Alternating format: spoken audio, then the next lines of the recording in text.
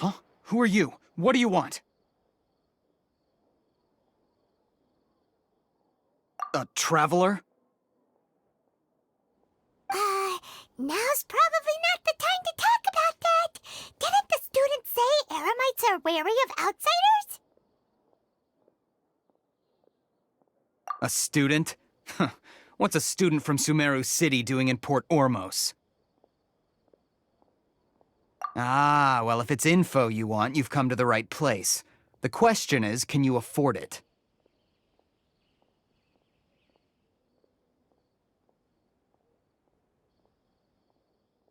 Huh?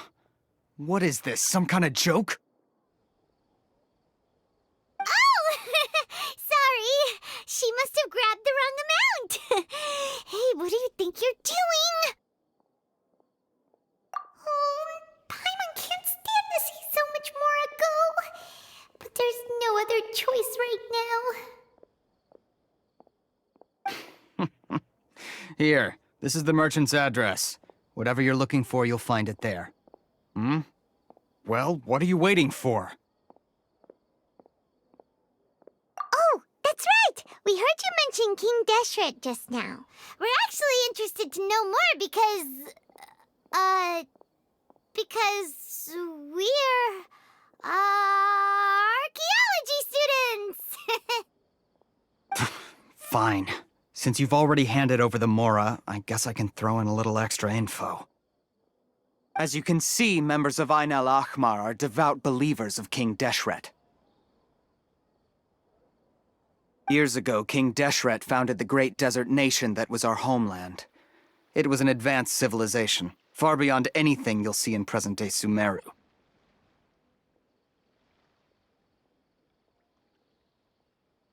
King Deshret was the rightful god of wisdom, but he was betrayed by a companion he trusted. She even stripped him of his title, God of Wisdom.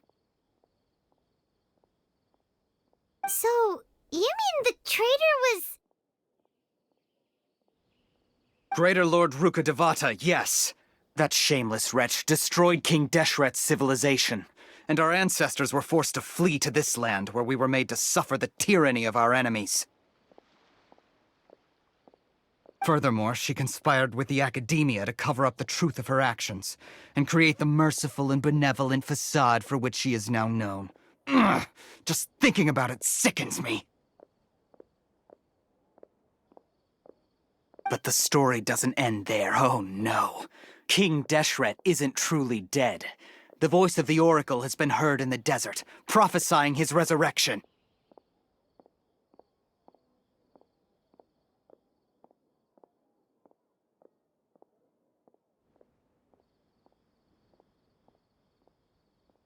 Mark my words, our god shall return. And when that day comes, all followers of the traitor and all the desert dwellers who have forgotten their true god will suffer retribution together. If what I'm saying makes you shiver with fear, it might not be too late for you to become a believer of King Deshret.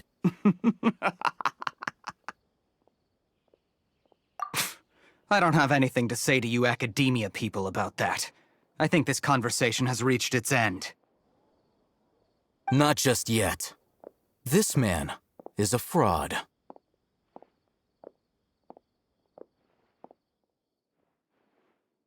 Huh? You again? Deranged academia lunatic.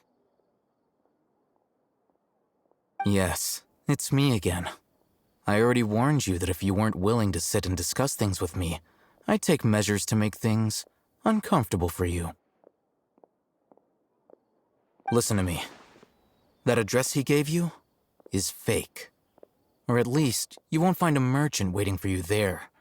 This group has been boasting all around that they can provide information on a certain item as a means of luring people into their territory.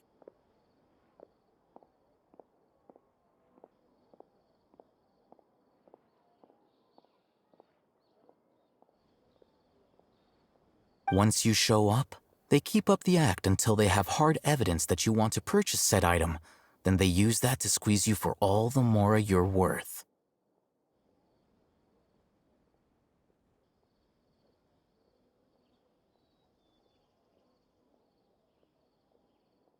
Hey! Shut it, Al-Haytham! What are you playing at, trying to ruin our business like this, hmm?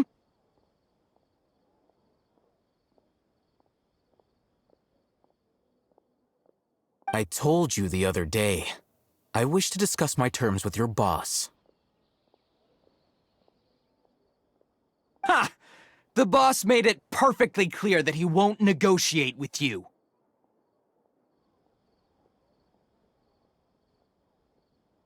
Yes, and in no uncertain terms. But that was then. It does not preclude him from changing his mind in the future.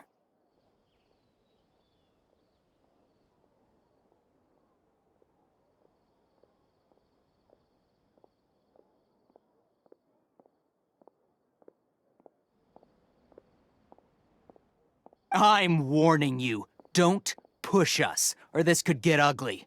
We don't usually get rough with people from the academia because it just complicates things. For a lunatic like you, though, we might just have to make an exception.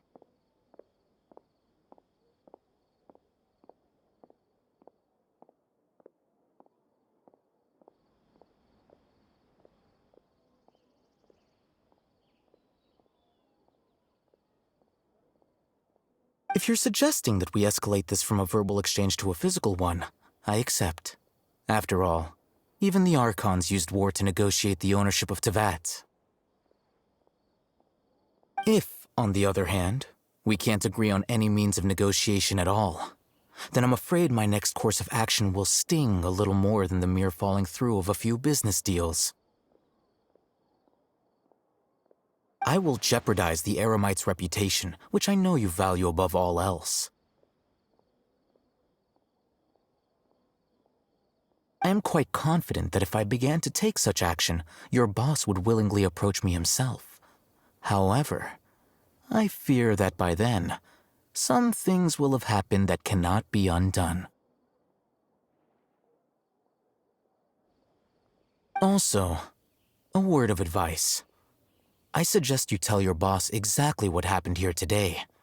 Otherwise, he might blame you for not telling him in the future.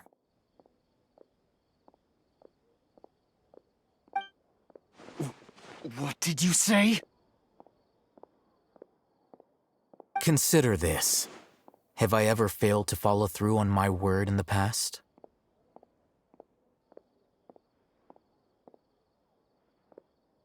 This guy is really out of his mind. Okay, then. If you really have a death wish, let's meet a week from today. The pier in front of the Pharos Lighthouse, 4 o'clock in the afternoon, sharp. Don't expect us to hold back.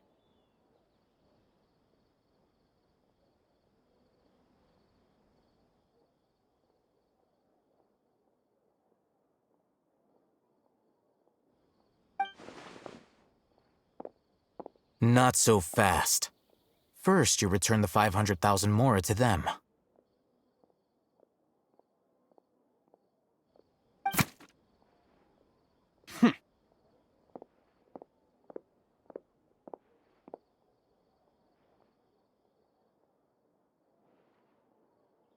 Please, I beg you, don't provoke them. We can't afford any trouble with this crowd. They haven't even paid for their food yet.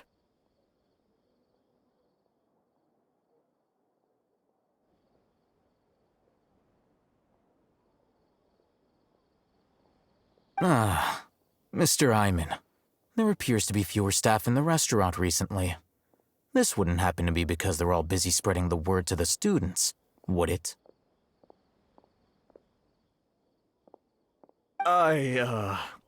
Well...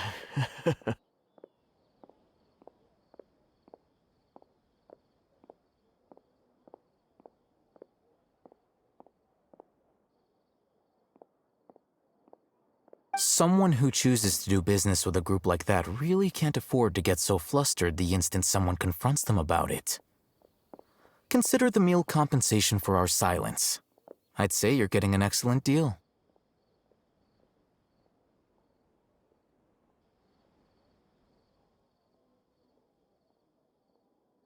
Whoa, did you see that?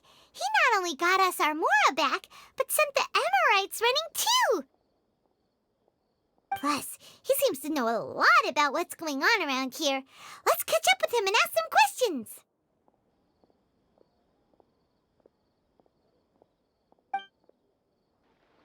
He went that way! After him!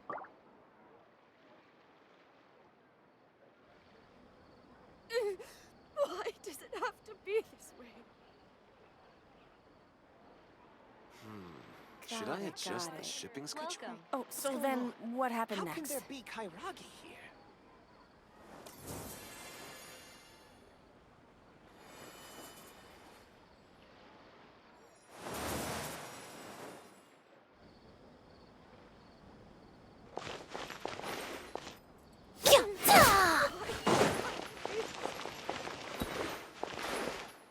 Got it.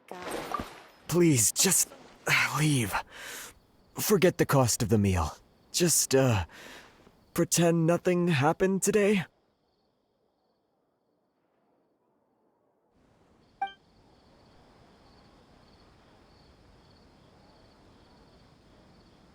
What's going on? Welcome. How can there be Kairagi? Should I adjust the shipping schedule?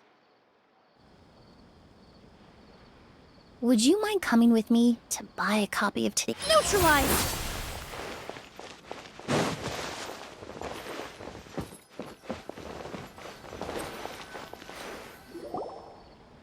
Wait up! It's Al-Haytham, right? What do you want?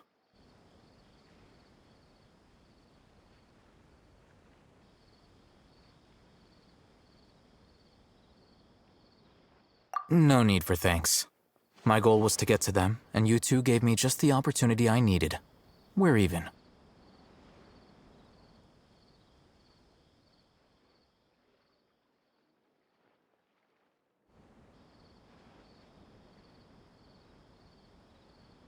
Oh, I advise you to keep your distance from them.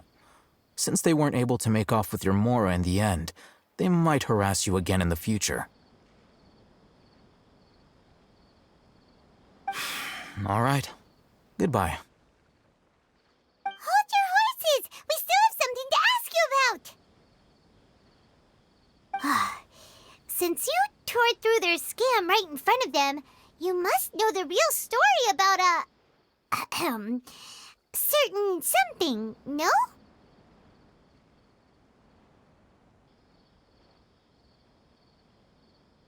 Who exactly are you two? And why are you inquiring about that? A student. Right. Look, you should know that those thugs conducting business with you had nothing to do with your lie.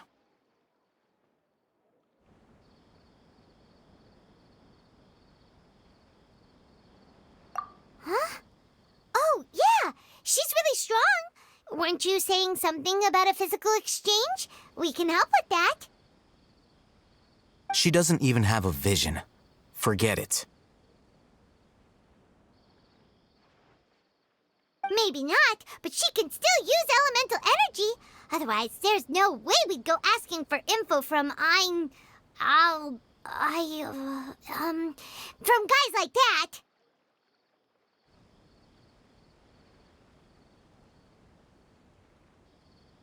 Those high-headed thugs are definitely gonna bring a lot of backup for your next meeting. Even if you don't go alone, you won't regret taking us with you.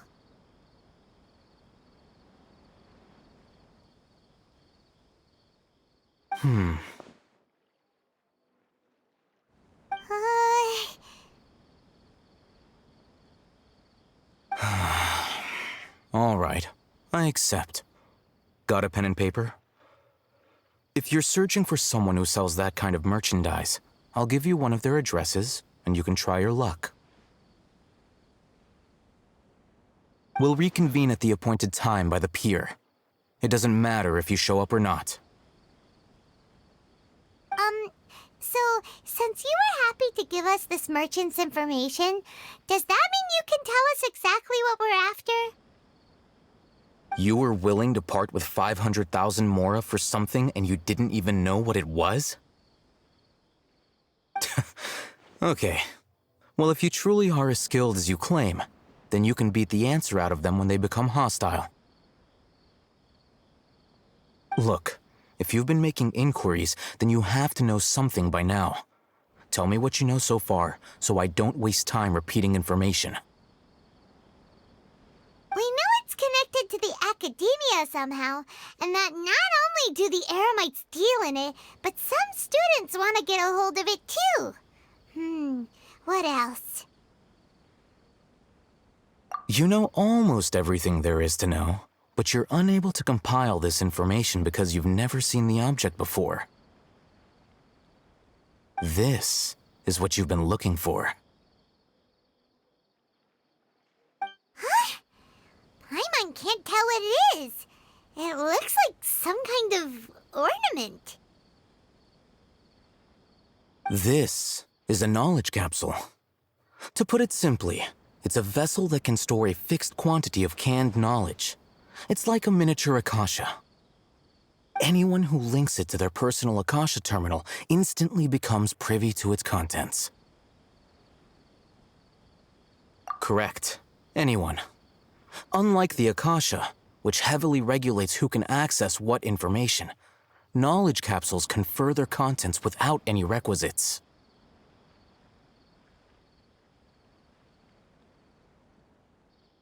That's amazing! It's essentially a convenient and harmless vestibule for knowledge. Unfortunately, it's illegal in Sumeru to privately possess or trade them. They were created as a means for scholars to transfer knowledge gained from Irminsul into the Akasha, and are intended to be destroyed immediately after use. But despite strict regulations, some of these knowledge capsules will always escape destruction. After all, there will always be those in this world who are dissatisfied with life as designed for them by the Akasha and wish to change their fate. Over the past century, a wide variety of canned knowledge has been leaked from the academia. Now, in Port Ormos, the valuable ones are a means to mora for the Eremites. Meanwhile, those which the Eremites deem to be useless to them occasionally prove useful to the common citizens and hapless academia students. Well, I think that about sums it up.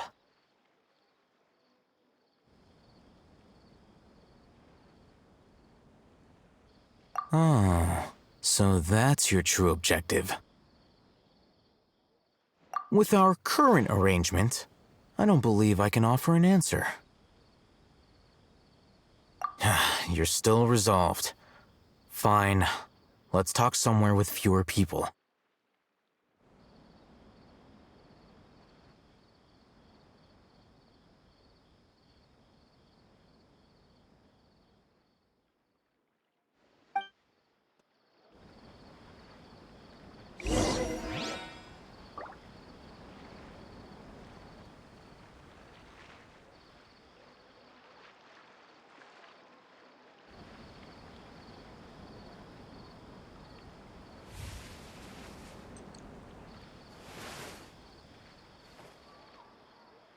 Fresh fruits and veggies. Quantity.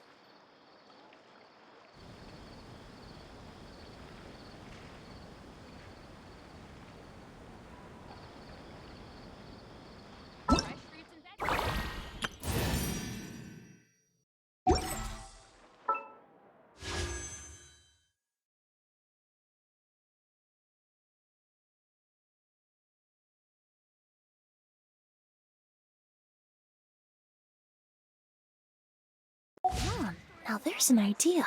Oh, just a moment, please. I need to jot this down.